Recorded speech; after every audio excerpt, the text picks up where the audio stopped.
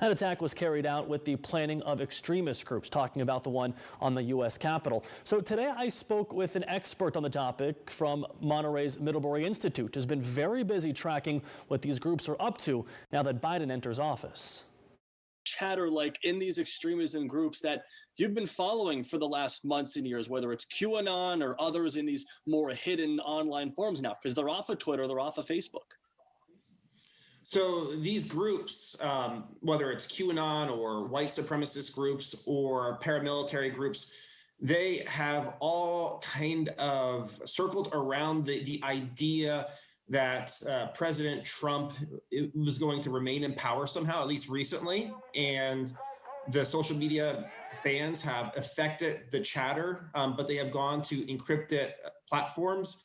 The QAnon community in particular today on the 20th looked like they were very disappointed. Are people disappointed we're giving up, we've been conned, or are they recruiting more people? We've been seeing reports about recruiting Trump supporters to their cause. Some of both. There's a profound sense of disappointment amongst some of the QAnon supporters and the supporters of organizations like the Proud Boys. The perception that somehow Donald Trump had failed them, and that the ideas, the conspiracies and disinformation that were circulating were all wrong. So they feel hoodwinked, right?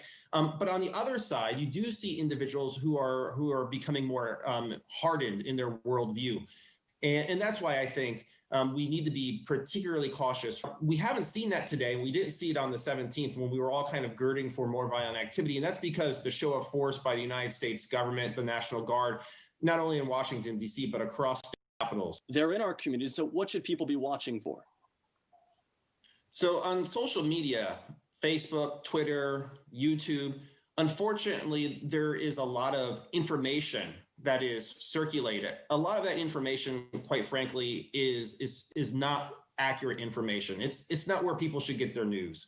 So one of the most important things I think people can do is if they see a family member or a friend use a certain hashtag that's associated perhaps with the QAnon movement, or if they see their family member talk about the election was stolen when there's no evidence, significant evidence that the election was stolen, that's a time to have an intervention with a family or friend.